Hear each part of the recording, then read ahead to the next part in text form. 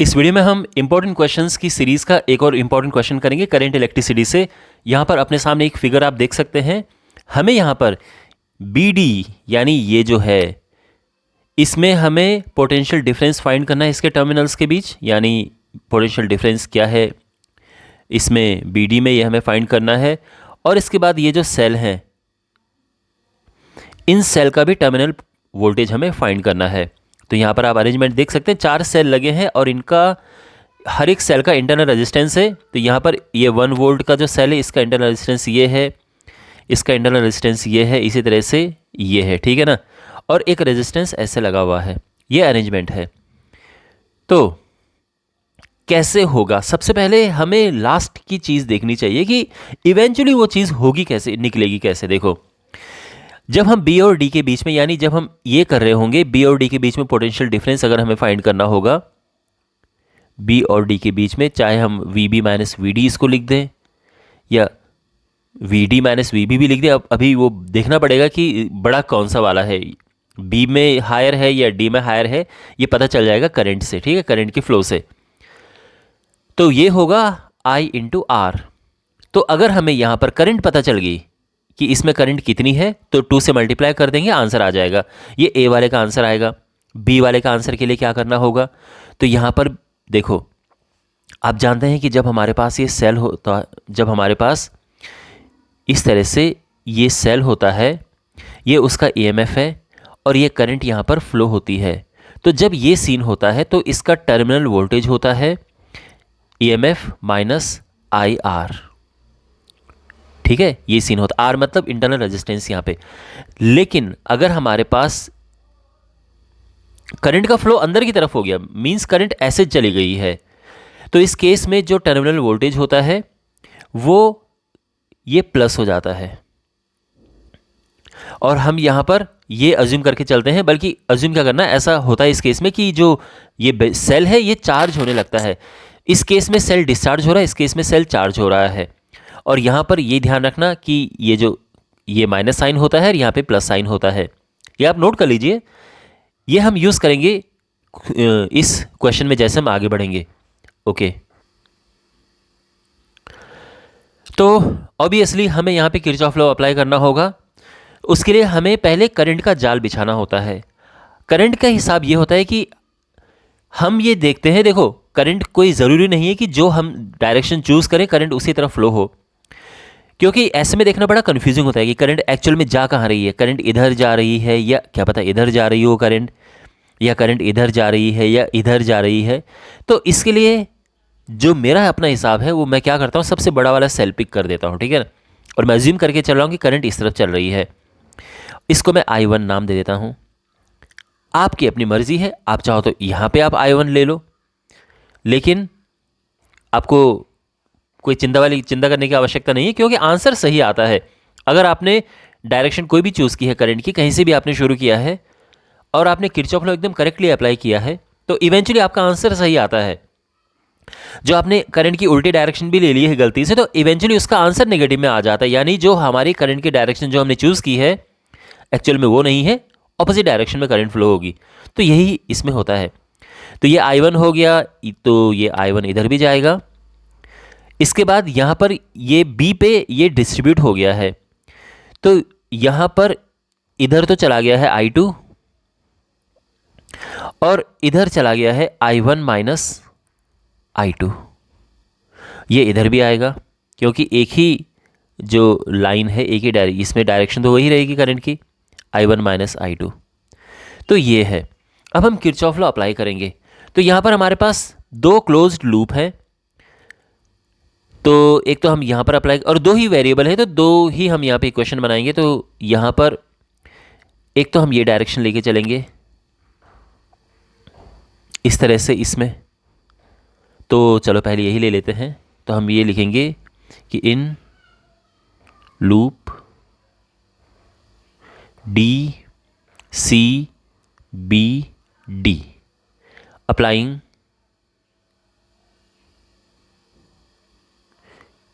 Kirchhoff's voltage law. Okay, so well, I'm sure and I hope that you know how to apply Kirchhoff law. तो यहाँ पर हम Kirchhoff law apply करते हैं। देखो, तो सबसे पहले यहाँ देखते हैं ये 3 वोल्ट की बैटरी डिस्चार्ज हो रही है, तो ये -3 आ जाएगा। फिर यहाँ पे +3i1, क्योंकि I × R होता है और हमारी डायरेक्शन वही है, करंट की डायरेक्शन वही है, तो ये 3i1 हो जाएगा।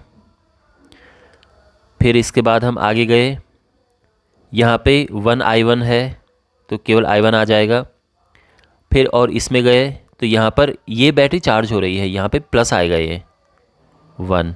और फिर हम इधर अंदर की तरफ मुड़ेंगे तो हमें यहाँ पर मिलेगा ये 2 ओम का रेजिस्टेंस और ये हो जाएगा 2i2। इसमें करंट i2 फ्लो हो रही है। तो ये हमने यहाँ पे किरचॉफ लॉ अप्लाई कर दिया है। इसको थोड़ा सिंप्लीफाई करते हैं, 4i1 + 2i2 और राइट हैंड साइड में ये चला जाएगा -2, तो +2 हो जाएगा। 2 से हम डिवाइड कर सकते हैं, 2i1 + i2 = i1 1 sorry okay. Equation number 1 हमारी हो चुकी है। अब यहाँ किरचॉफ लॉ अप्लाई करते हैं तो डायरेक्शन पिक कर लेते हैं। चलो ये वाली डायरेक्शन हम ले लेते हैं, ठीक है। ओके, तो in loop DBAD applying Kirchhoff's voltage law. तो D से चलना शुरू करते हैं। सबसे पहले हमारे पास ये आ रहा है ये वाला, ठीक है। तो बिकॉज हम ऑपोजिट डायरेक्शन में जा रहे हैं करंट की, तो ये माइनस हो जाएगा और ये होगा -2i2। फिर इसके बाद यहाँ से ऊपर गए और अब इस पे चले गए, तो अब हम करंट के साथ चल रहे हैं, तो ये +2i1 - i2, ठीक है। इधर गए हम, बैटरी के पास पहुँचे, बैटरी डिस्चार्ज हो रही है, -2 आएगा। फिर इसके बाद हम इधर नीचे गए और F पे ये बैटरी चार्ज हो रही है, ये +1 आएगा। उसके बाद और नीचे गए और यहाँ यहाँ तक पहुँचे। हमारी डायरेक्शन और करंट की डायरेक्शन दोनों सेम है, तो ये +1, तो 1 तो लिखने की आवश्यकता है नहीं, सीधा इसको i1 - i2 लिख देते हैं, ठीक है। ये और ये हो जाएगा 0। यहाँ पर इसको थोड़ा सिंप्लीफाई करते हैं, 2i2 + 2i1 - 2i2, ये -1 हो जाएगा, +i1 - i2। अब i1 यहाँ पर ये है 2i1 + 1 3i1, i2 यहाँ पर है 5i2, -2 -2 -1, और ये 1 राइट हैंड साइड में जाएगा तो +1 हो जाएगा। ये है। अब हम इक्वेशन नंबर 1 और 2 पे फोकस करेंगे और यहाँ से i1 i2 की वैल्यू हम फाइंड करेंगे, तो ठीक है। इन्हें सॉल्व करते हैं। तो सिंपली इक्वेशन नंबर 1 से हम या तो उसमें 5 को मल्टीप्लाई कर देते हैं, एलिमिनेशन मेथड अप्लाई करेंगे हम, तो ये हो जाएगा, मीन्स देखो इक्वेशन नंबर 1 में 5 का मल्टीप्लाई करके क्या मिलेगा हमें, देखो ये हो जाएगा 10i1 + 5i2 = 5। ये आ गया है 13i1, ये तो कट जाएगा 6, और इससे हमें मिल जाएगा i1 = 6/13 एम्पियर। अब इसकी वैल्यू हम पुट करेंगे किस में, इसमें पुट करते हैं 1 में, ठीक है। तो ये हो जाएगा 2 × i1 + i2 = 1, तो i2 हो जाएगा 1 - 12/13 और ये 1/13 आ जाएगा। फैंटास्टिक, दोनों पॉजिटिव आ गए हैं, यानी हमने डायरेक्शन सही ली थी। तो i1 और i2 दोनों आ चुके हैं। अब हमारे पास देखो कैसे, हमने सबसे पहले क्या फाइंड करना है, B और D के बीच में क्या टर्मिनल वोल्टेज है। ऑब्वियसली i2 पॉजिटिव है, तो यानी जो B है ये हायर पोटेंशियल पे है और ये लोअर पोटेंशियल पे है, क्योंकि हाई टू लो फ्लो होती है करंट। तो यहाँ पर हो जाएगा VB - VD is equal to I into R. तो आई इसमें I2 है, I2 यानी 1/13 इंटू, और रेजिस्टेंस इसमें 2 है तो ये आ जाएगा 2/13 वोल्ट। ठीक है, ये हमारा आंसर आ चुका है फर्स्ट पार्ट का।